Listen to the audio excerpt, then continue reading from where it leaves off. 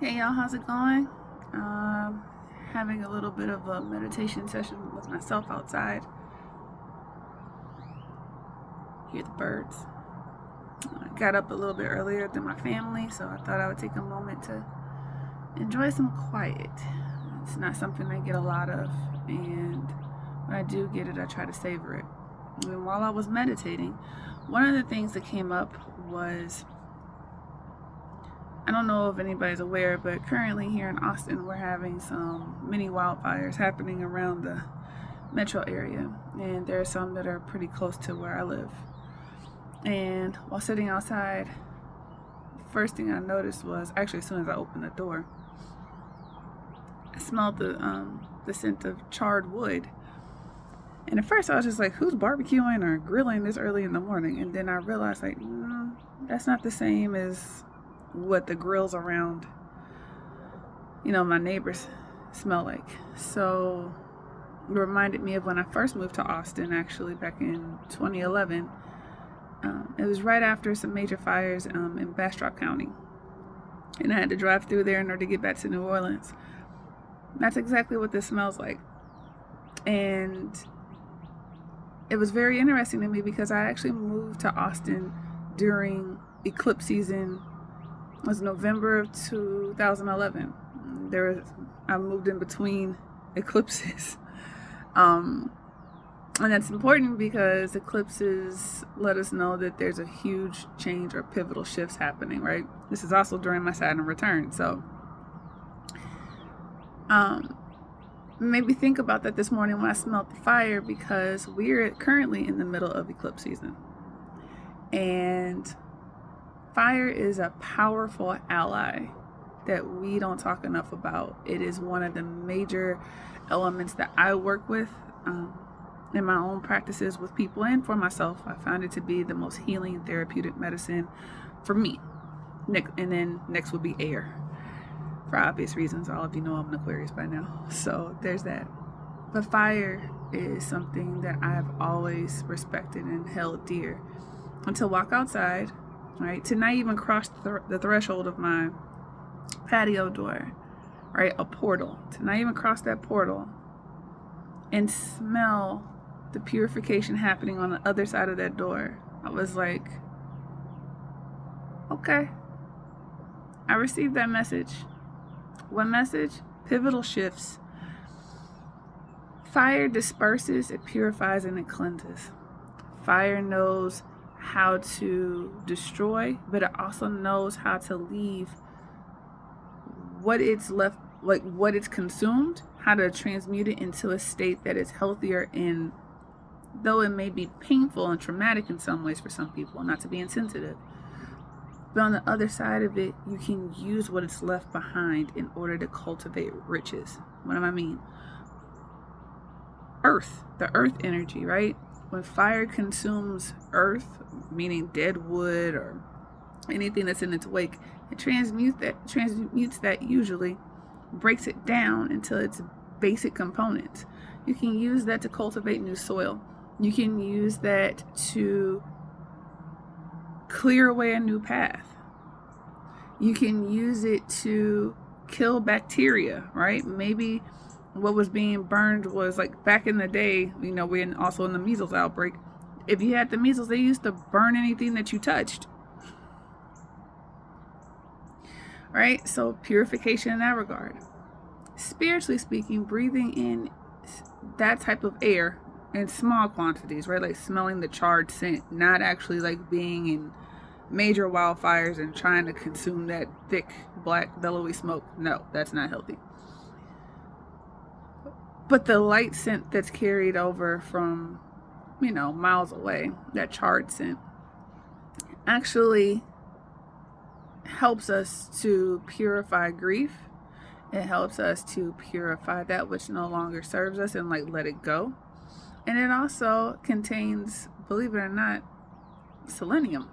And why is selenium important? Selenium is a trace mineral that is largely important, not just for this particular gland that I'm going to mention, but it's important for bodily function. We normally trace and track selenium levels for your thyroid. which in medical astrology is your humanity. All right, when something's awry with your thyroid, and I'm here to tell you firsthand, I had to learn that last year.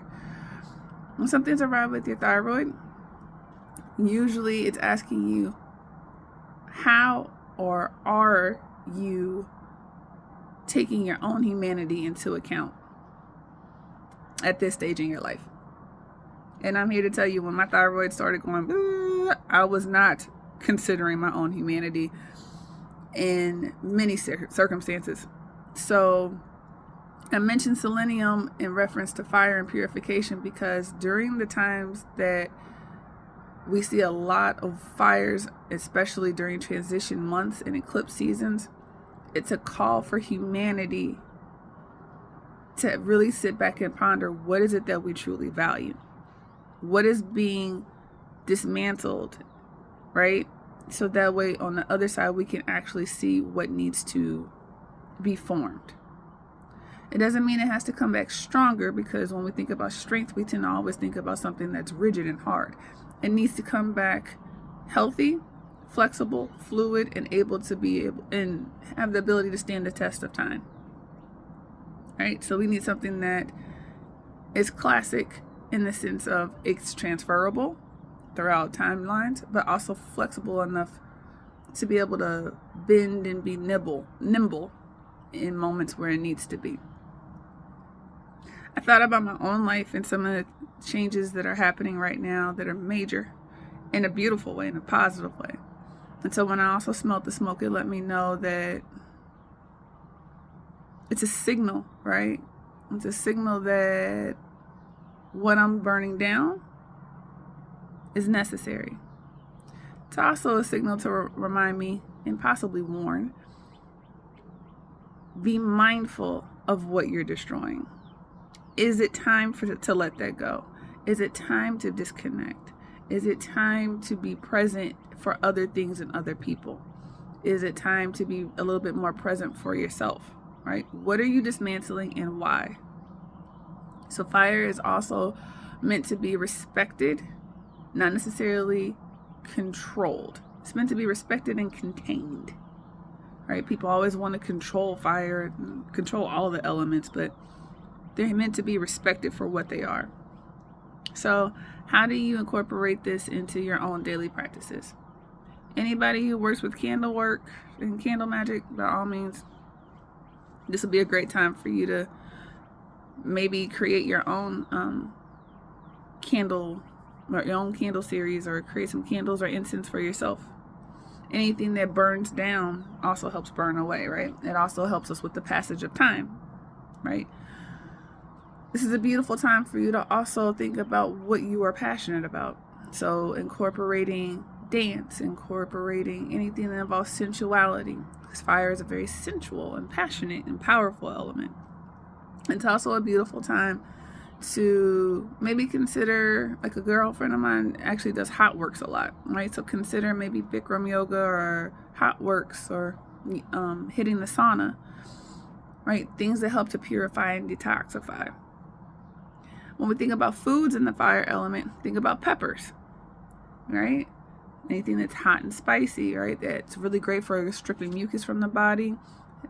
Packed full of vitamin C, so it helps with cold and flu season, which we are in the midst of allergies here in Central Texas, along with a bunch of other upper respiratory crap that's going around. So consider that.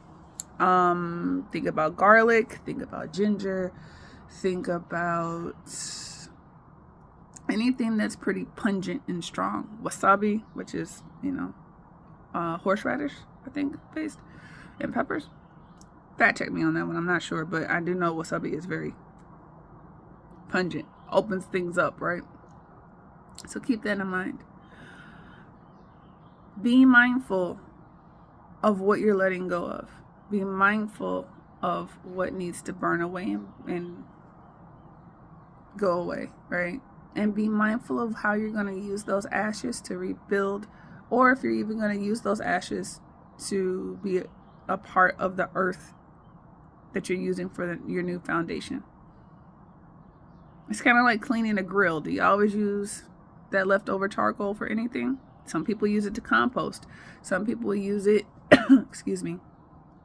Some people use it in their yards for barriers to keep snakes and other things around. I've seen that happen. I'm not sure how effective it is, but I've seen people do that. So just be mindful. Be mindful also that you don't allow your temper to get the better of you. That's something else. Not walking around with a hot head. A warm heart, but a cool head. It's important. We have a tendency to think of fiery people as, being hotheads, and one of the ways you see this the most is road rage, right? But it's important that we don't allow that fiery nature within us all to come back and bite us in the butt. So be mindful of those things. Try to keep a cool tongue, because fire gives us earth. Earth gives us metal, which gives us our sword, our tongues, right? And our minds.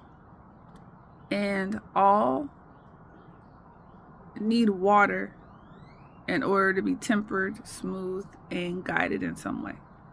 So all the elements coalesce and connect to one another. In this instance with fire, make sure that you're allowing the other elements to come in and support when needed. All right? Be sure to like, share, and subscribe if you enjoyed this video. If you found it helpful, please, by all means, share it with your friends. Comment below and let me know how the fire element is showing up in your life right now. Keep your gazes forward, y'all.